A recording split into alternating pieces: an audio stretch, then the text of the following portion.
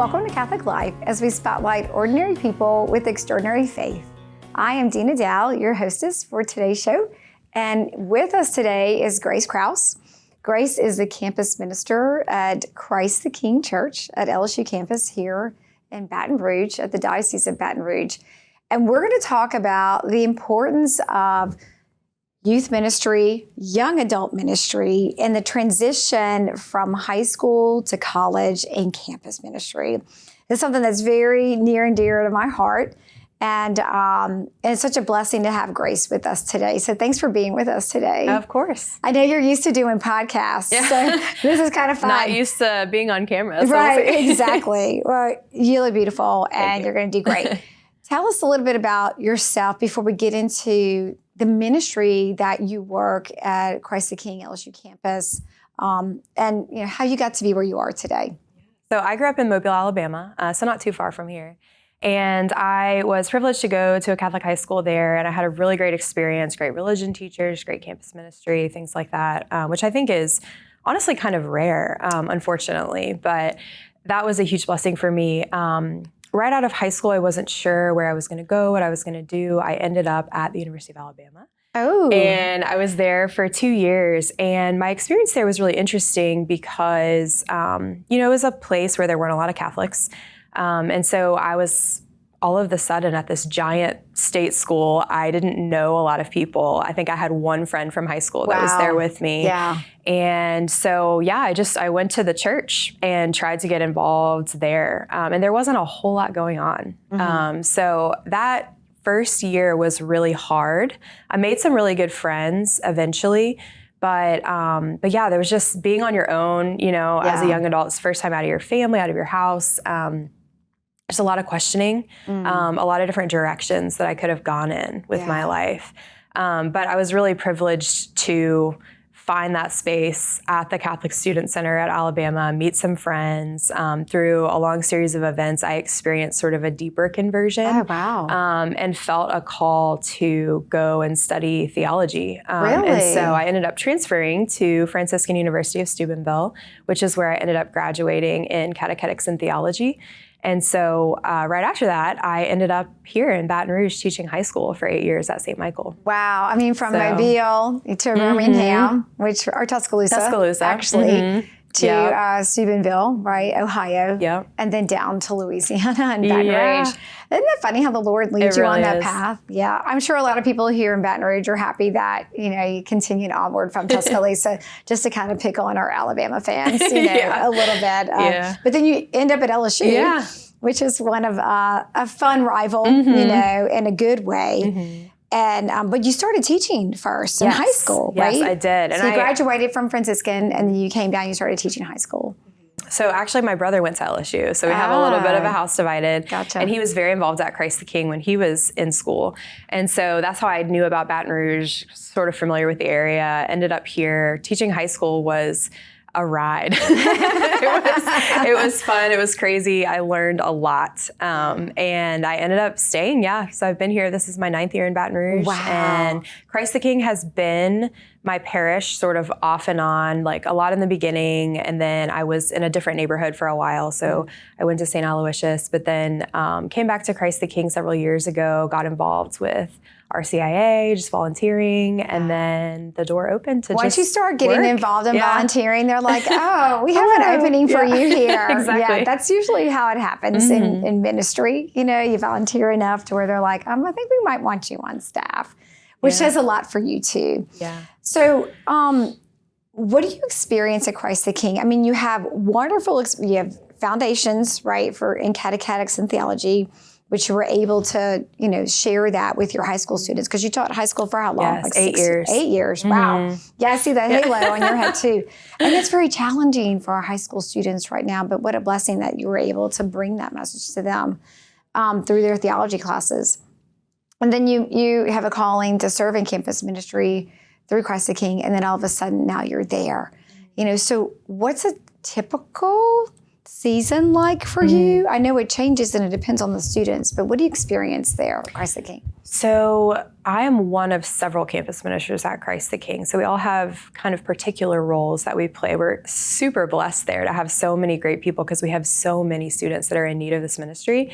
So my particular role does have a lot to do with teaching. So I do RCIA classes, confirmation classes, but then I also try to just teach classes that the students need. A lot of them have been Catholic their whole lives, but they just don't really know a lot about the faith. And so they're really hungry to learn, especially encountering opposition in their classes and things like that. So they just want to know more. So I've taught a Bible timeline. I'm planning a class for next year on just kind of basics of the catechism for people who have been Catholic their whole lives. Yeah. So there's just a lot of hunger and there's a lot of need for just clarity of what the church teaches and why, and how that comes up against all the different things, again, that they're encountering in their classes with their professors and their fellow students. And that's really robust. You also do adult confirmation too, as well. So young people that may not have made their confirmation growing up, they have that opportunity to complete their sacraments of initiation through that too. Yeah, and I think a lot of people, when they first get to college, they do experience sort of what I experience is wow, I'm on my own for the first time. I don't know what I believe really, I'm making these decisions. And so maybe they kind of go away from the church for a little bit, and then some of them kind of realize their need for God and their need for a Christian community, and then they kind of make their way back, and that's when they're really hungry and they want to receive the sacrament that they never received before. Wow. So it's really beautiful to see that happen. So you said when you were in college during your years in Tuscaloosa that you had kind of a moment of conversion and a deeper drawing nearing. What was that about? What would you experience there? Yeah, I think the part that I experienced first was sort of a desolation. It was going away, being alone, being away from my family, away from my community, and just feeling sort of alone in the universe. What is life? Just kind of questioning everything that I had believed before, was unsure. But it was really the Holy Spirit that kind of put this bug in my ear of if you're going to really figure out if this is real, you have to dive all in. So I decided, I was okay, you know what? I'm going to go to daily mass. I'm just going to show up, and I'm going to go and I'm be Lord, if you're real, you have to just show up and tell me, you know? And so the summer between my freshman and sophomore year, I went pretty much every day to daily mass. And I had just a very profound experience with the Eucharist. And I was going to listen to some talks by a youth minister in Mobile, where I was from. And he was just doing such a great job explaining the depth of the church's teaching on the Eucharist. And the gospel readings for Mass were lining up with that. And everything was kind of coming together. And God just showed up in a really profound way and revealed himself to me in that sacrament. And so that started the journey of just voracious reading and learning more and just discovering and getting excited all over again about the faith. And I like the way that you have the courage to say, Lord, I really need to see you. Yeah, I'm at this point in my life right now, which a lot of people are just kind of more about not necessarily receiving the Lord, but just praying, and forgetting that we'll receive from the Lord, that which we ask for in a profound way. And you're very pointed about what you were asking for, seeking the answers to that too. And that clarity that you found and that depth in the Eucharist and the experience for that is so amazing and so, just really deep for our young people. And I know that's one of the things that's a part of the campus ministry at Christ the King is the Adoration Chapel, right? Yeah. It's huge. We have students that sign up. It's not around the clock, but we have during the semesters from early in the morning to later in the evening. So students will take holy hours, and it's really, really beautiful to see. It's packed chapel all the time. There's more than just the students who are signing up for the hours in there. And this year especially, we've just seen an explosion of attendance at daily mass. There's over 100 people at daily mass every day, students that are coming in to worship. And so it's just been really exciting, and there's a lot of everything in motion, and everyone is just really getting into their faith more and more. And so it's becoming a magnet to other students who are walking by, and they're really? What is going on? That was going to ask, or any other people coming in, that are not necessarily Catholic or practicing anything, but just are seeing the fruits of this through the students that are attending Mass there and activities. One of the cool things that we have is we have a little cafe at the front of the church that's on Highland Road. So that has been an amazing ministry where our cafe workers really see it as a ministry. They don't just see it as like, oh, I'm refilling the coffee pot, you know? Yeah. And so people come in just like from off the street to get coffee. We have a sign out on the sidewalk that says free coffee, you know? Yeah. And people come in, they introduce themselves, and they just talk, and they're just kind of giving people a chance to enter into a community. And I think that's really the thing that students are looking for more than anything else right now is a sense of community, especially post-COVID, especially with just the culture of, you know, we have all this technology, we're supposed to be really connected, but actually we're super isolated and people don't really know how to build good friendships. Right. And so when they encounter these students, these awesome students that we have at Christ the King who just really know how to be good friends, who care about you for you and just like invite you into this greater community, that's where students start to be like, ooh, what is this, you know?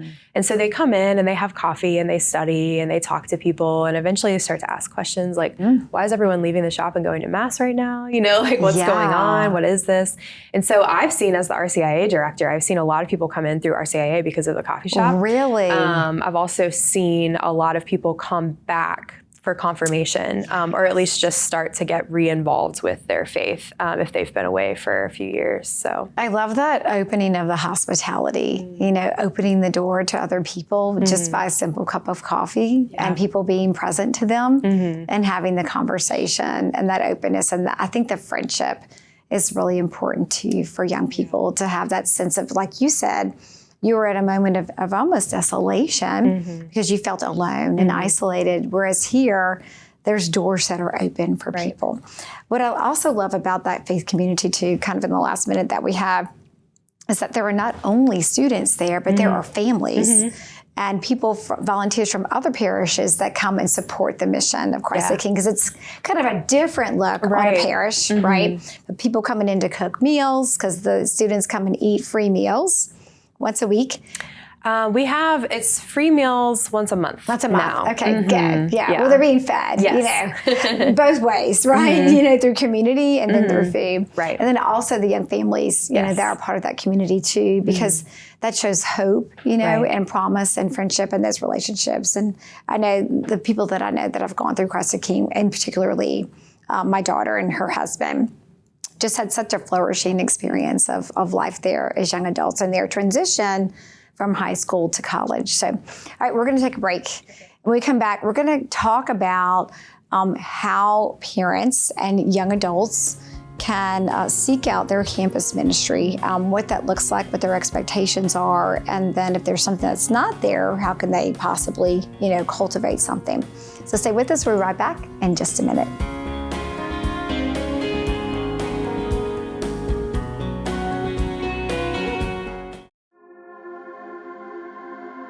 Buying local products should be about freshness, and that's what we do here at River Road Coffees. We get our coffee on the shelf within about a week, and maximum, it comes off the shelf in 3 months. We don't even think our competitors get it on the shelf in 3 months.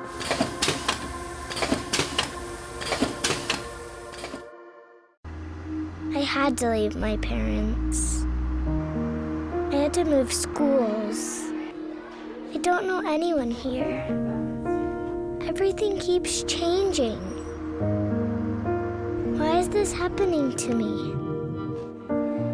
I'm sure glad you're here. Change a child's story.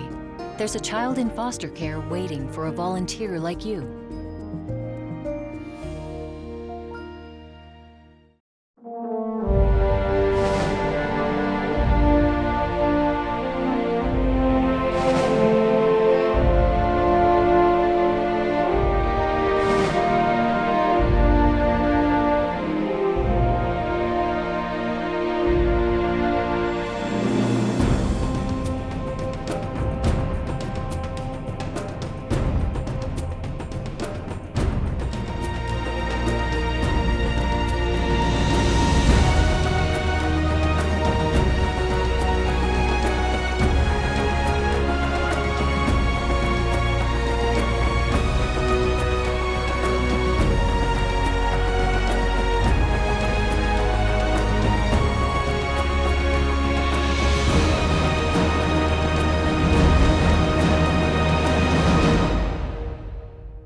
If you're discerning a call to the priesthood or religious life, contact the Office of Vocations at the Diocese of Baton Rouge.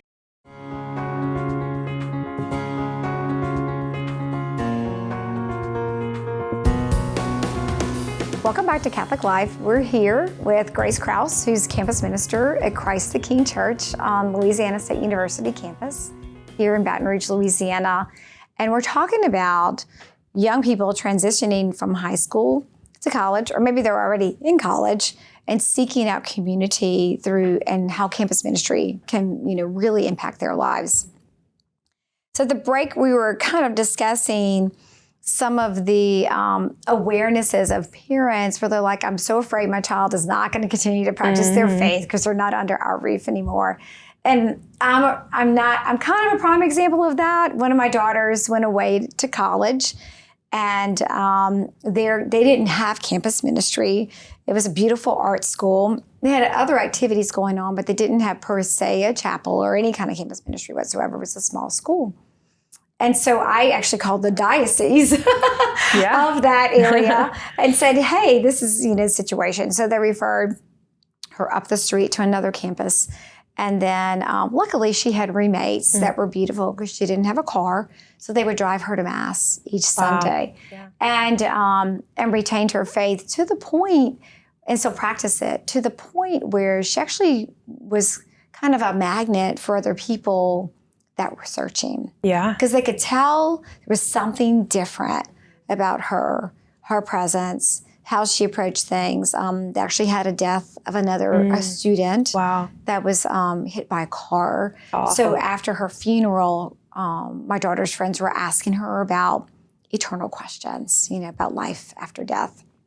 And so it was a gift for her to be able to, be a support and a witness of Christ. So how do we as parents, and I know, you're not there yet, right? You're a young adult, but how would you ask or support parents in setting foundations for their young people to prepare them to launch into college? Yeah, I think honestly, starting as early as possible, the parent witness that faith is important to them personally in a way that is outward. So it's not necessarily that you're talking about Jesus 24/7, but you're going to Mass every Sunday. You're making it a priority in your own life, because if they see that it's not a priority in your life, no matter how much you talk about it, if you're not going to Mass on Sunday, if you're not praying, if they're not seeing that happening, if you're not every once in a while sharing little tidbits about your own faith and your own experience of God, they're not going to think that it's really that important, that it's just something that we pay lip service to, but it's not something that we really believe. And so as early as possible, living the life that you would want your child to live, because they see and pick up so many things, I think that it's really interesting, your daughter's experience at that school where there wasn't a campus ministry. I think a lot of people are searching. I know a lot of people are searching, whether they're saying it out loud or not. So to just see, like you said, it was her example of being like, you know what, no, this matters to me, and I'm going to make a stand, and I'm going to say, I'm going to go to Mass, I'm going to do these things. And that drew people, more than her words probably did. And so obviously those words are important, but it's really those actions that I think are going to have the biggest impact. And then just the invitation, like you were talking about hospitality earlier. And sometimes all people need is just like, hey, do you want to come with me to Mass? Yeah, because they're like, have you ever been? Well, nobody's invited me. Oh, right. Well, yeah, here's the day. Yeah. And I think we can kind of get in our heads sometimes where we're like, well, I don't want to push, or I don't want to impose. Yeah. But if you're just like, hey, my friends and I, we go to Mass, we'd love you to join us, no pressure, come with us. It's amazing how many times that can be someone's doorway in. Yeah, because a lot of times young adults like to kind of, flock in community, because there's a comfort level there with your friends. And there's also an enormous amount of trust. And I think that's kind of a living witness of what Christ is inviting us to do too, is to invite other people on that journey.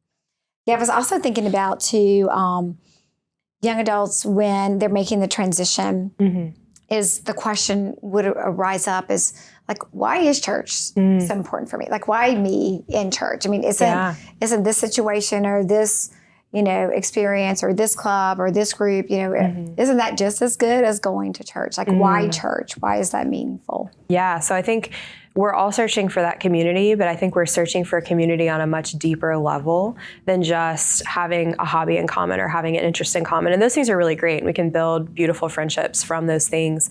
But it's like you said, like whenever you do come face to face with those eternal questions, like whenever you do experience great suffering in your life, and you are questioning on a much deeper level. For me personally, it's really just an encounter with the person of Jesus. And you're like, well, this is Jesus's family. Like, this is what I want to be a part of, because it's going to fill me on a much deeper level than just whatever's going on, in the world today or whatever's going on the surface of my life. And so I think the friends that I have at church understand me on a much deeper level than my friends from other places do, as good as they are. And we can have conversations that are really hard and really difficult and really deep. And we can pray with each other, and we can bring that trust to a deeper level. Yes.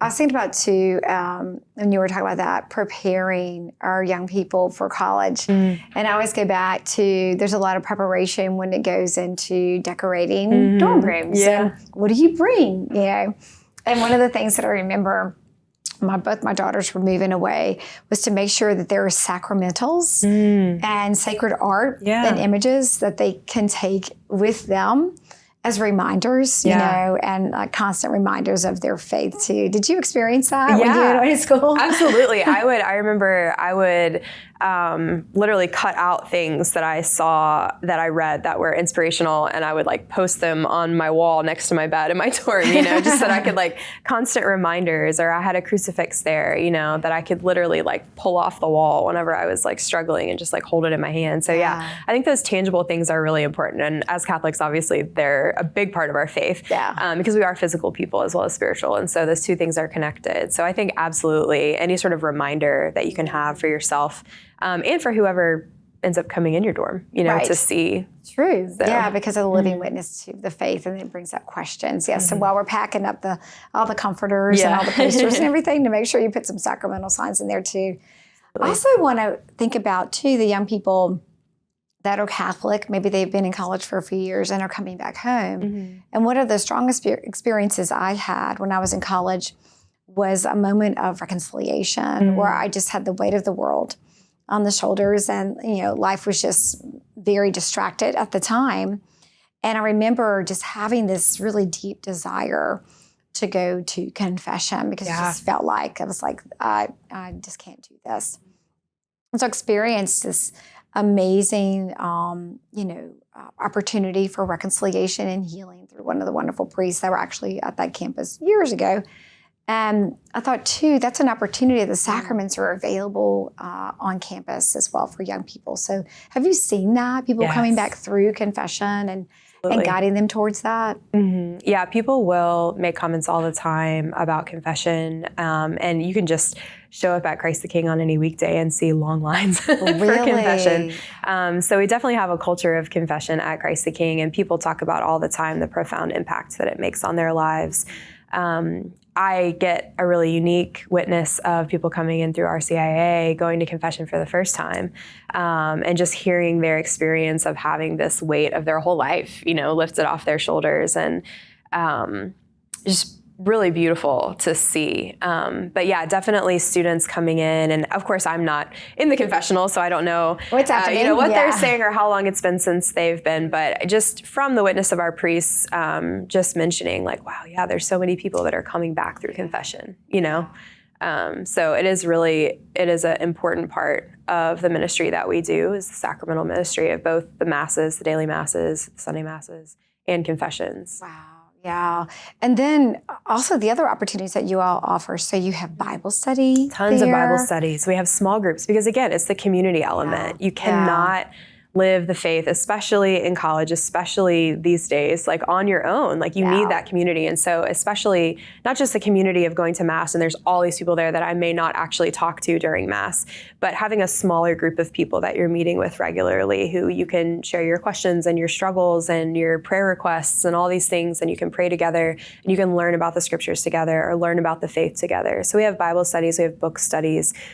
Different groups will focus on different things at different times depending on the needs of the students. And y'all support their training, if Absolutely. you want to call it. Like, so someone feels called to be a small group leader, then as a staff, you walk with them with that, and you cultivate those gifts in them so that they're able to really be a good facilitator as young adults too, which is beautiful. Yeah, we provide training. We have student leadership. I think this last year we had over 130 students on student leadership. Oh my So gosh. these are people who are leading Bible studies, or they're leading outreach ministries to freshmen, or they're working in the cafe, or they're doing different things at Christ the King. But we meet with them, and we're actually trying to make sure that every single person in student leadership is meeting with a staff member or a focus missionary. We have the focus missionaries on campus as well, to be formed. How do I lead? How do I lead a group discussion on the Bible? How do I help somebody who's struggling through something? Where can I point them? Where can I bring them?